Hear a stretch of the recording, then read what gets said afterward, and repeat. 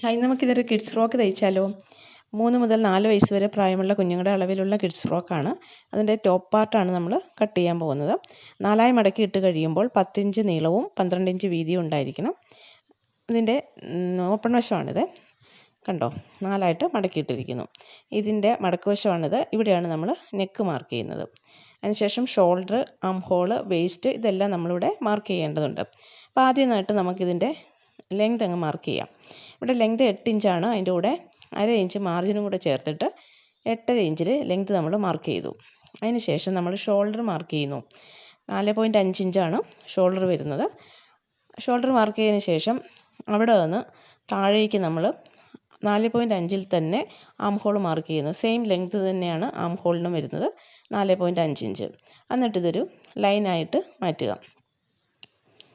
അതിനുശേഷം ഇതൊരു ബോക്സ് ആക്കാം. ഈ വരയ്ക്കുന്നത് ചെസ്റ്റ് ലൈനാണ്. ഇവിടെ നമ്മൾ ചെസ്റ്റാണ് മാർക്ക് ചെയ്യുന്നത്. ഇവിടെ ചെസ്റ്റ് 24 ഇഞ്ചാണ്. അതിൻ്റെ 4 പറയുന്നത് 6 ഇഞ്ചാണ്. 6 ഇഞ്ച് നമ്മളിവിടെ മാർക്ക് ചെയ്യുന്നു. അതിനുശേഷം 2 ഇഞ്ച് തയ്യൽ തുമ്പും കൂടെ നമ്മൾ മാർക്ക് ചെയ്യുന്നുണ്ട്. അപ്പോൾ ഇവിടെ 2 പോയിൻ്റ് വരുന്നുണ്ട്, 6 ഇഞ്ചും 8 ഇഞ്ചും. കണ്ടോ? അതിനുശേഷം ആം ഹോൾ ലെങ്തിൻ്റെ മിഡ് പോയിൻ്റ് കണ്ടുപിടിച്ചിട്ട് ആ 2 പോയിൻറ്റും, അതായത് ആം ഹോൾ ലെങ്തിൻ്റെ മിഡ് പോയിൻറ്റും ചെസ്റ്റ് നമ്മൾ അടയാളപ്പെടുത്തിയില്ല 6 ഇഞ്ച്, അതും രണ്ടും കൂടി കണക്ട് ചെയ്തുകൊണ്ട് നമുക്കിവിടെ ആം ഹോൾ കർവ് ഷേപ്പ് ചെയ്ത് വരച്ചെടുക്കാം. ഇതുപോലെ മിഡ് പോയിൻ്റ് മാർക്ക് ചെയ്യുക.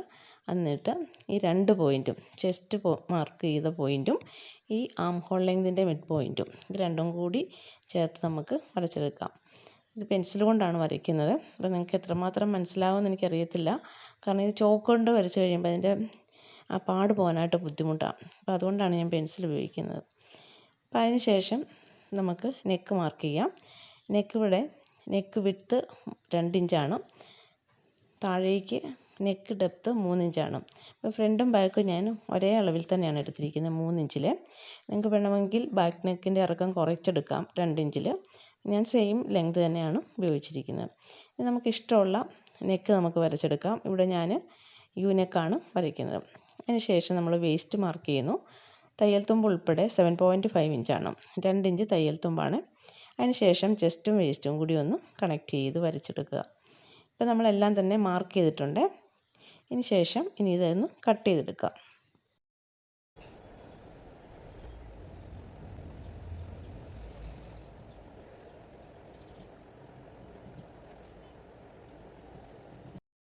ന്യൂ ബോൺ ബേബി മുതൽ ഏത് പ്രായത്തിലുള്ള കുഞ്ഞുങ്ങൾക്കുമുള്ള കിഡ്സ് ഫ്രോക്കുകൾ സ്റ്റിച്ച് ചെയ്ത് കൊടുക്കുന്നുണ്ട്.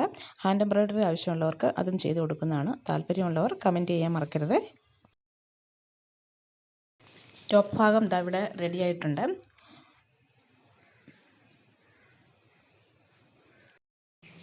ഇനി നമുക്ക് സ്കേർട്ട് ഭാഗം നോക്കാം. 2 സ്ട്രിപ്പായിട്ടാണ് നമ്മൾ സ്കേർട്ട് ഭാഗം കട്ട് ചെയ്തിരിക്കുന്നത്. 2ൻ്റെയും ലെങ്ത് 9 ഇഞ്ചാണ്. തയ്യൽത്തുമ്പ് ഉൾപ്പെടെയാണ് 9 ഇഞ്ച് വരുന്നത്. വിഡ്ത്ത് വരുന്നത് ഒന്നിന് 29 ഇഞ്ചും അടുത്തതിന് 40 ഇഞ്ചും വേണം. ഇങ്ങനെ ഒരു സെറ്റും കൂടി നമുക്ക് വേണം. എന്നിട്ട് ഇത് നന്നായിട്ട് ഞുറി വിട്ട് നമ്മുടെ ടോപ്പ് ഭാഗമായിട്ട് സ്യൂട്ടാവുന്ന വിധത്തിൽ സ്റ്റിച്ച് ചെയ്തെടുക്കണം. കണ്ടോ?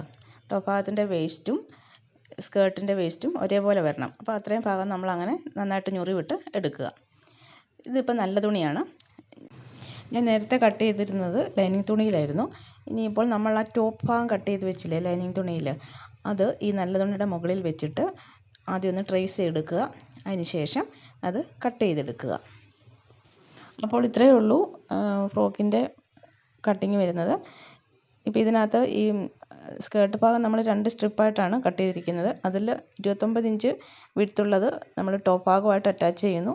40 ഇഞ്ച് വിഡ്ത്തുള്ള സ്ട്രിപ്പ് ആദ്യം അറ്റാച്ച് ചെയ്ത ആ സ്ട്രിപ്പിലേക്ക് അറ്റാച്ച് ചെയ്തെടുക്കുന്നു.